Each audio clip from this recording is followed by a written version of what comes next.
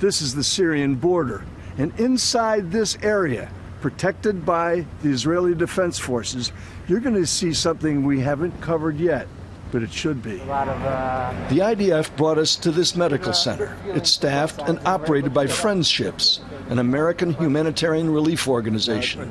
Hi. Terry Shields is the site manager for this remarkable facility that very quietly, without fanfare or chest thumping, treats and cares for hundreds of sick and injured Syrian civilians every day. I asked Terry what she needs most at this austere facility. We need doctors, we need nurses, we need volunteer medical staff. Colonel, great piece. I just want to point out that we didn't see any Syrians on camera there being treated. Why is that? Well, because they did not want their faces to be seen in Syria. They're going back into Syria, further back into Syria. They're in Syria while they're being treated and protected by the IDF, of all things. Stuff most people don't know about.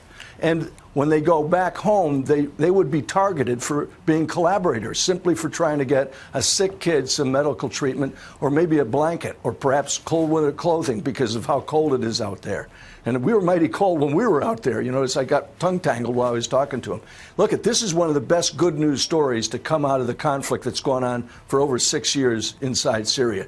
And the bravery of the IDF troops who do this in the middle, surreptitiously was the word I was told to use, surreptitious deliveries, and the amount of protection that they give to that camp reflects great credit on them and the Americans who donate to this cause and who are staffing that hospital. Well done, Colonel. A story that, most of the wider Middle East would never know. Israelis defending that border. We see a wall there, and we've heard it's quite effective there, but also helping those coming to that wall in need of help. Colonel, thanks a lot, and exactly stay safe right. there. Appreciate it. Thank you. Thank you, Colonel.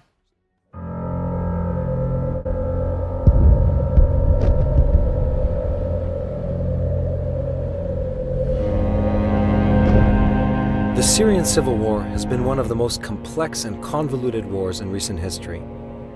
Beginning during the 2011 Arab Spring, a web of armies and militias have been plowing through borders, demolishing entire cities, killing nearly 500,000 people, and leaving a worldwide refugee crisis in their wake. And as the war inches closer to Israel's northern border, Israel is caught in the crossfire. The humanitarian crisis is growing and the death toll continues to rise.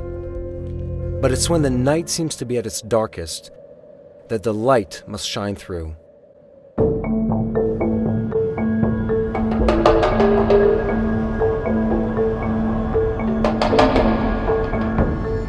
We're on our way to the Israeli-Syrian border crossing. We're about to cross over and visit a project that's called Mazor Ladach in Hebrew, which means aid to the oppressed. It's an American organization called FriendShips that has set up a field hospital outside of the Israeli border, helping Syrian refugees. And we're about to cross over and really find out what's happening on the other side of the fence.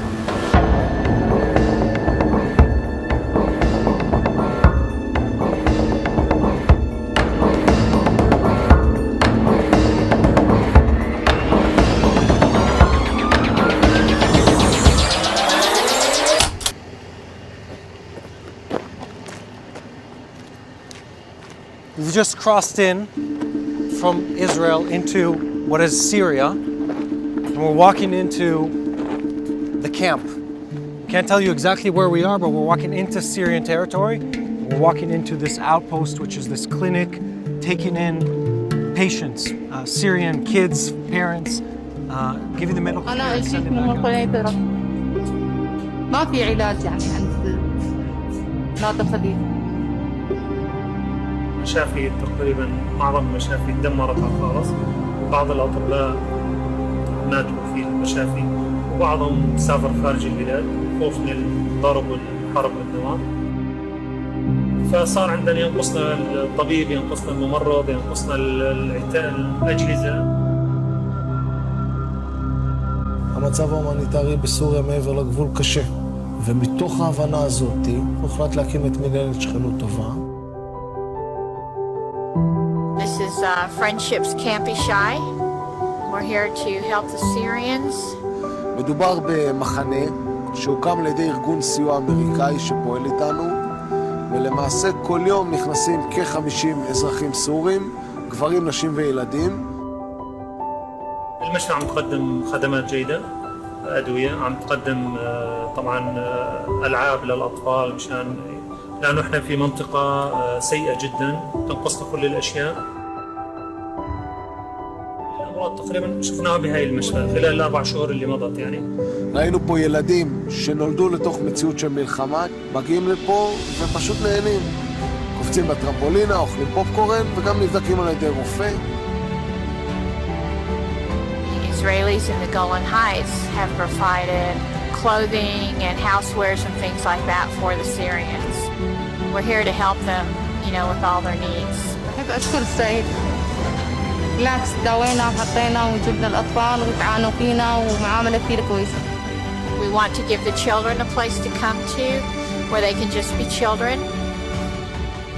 Maybe this is a place they can come and have hopes and dreams, begin to grow in their hearts and minds. To the Tipton's surprise, they found a great willingness in Israel to help the Syrians.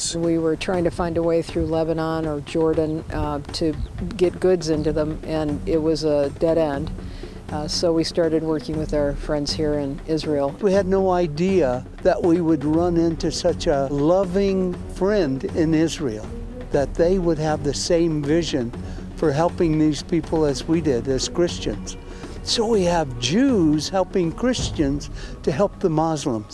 After nightfall, CBN News accompanied the IDF on a mission along the Syrian border. We suited up in body armor and helmet and drove to an unspecified location.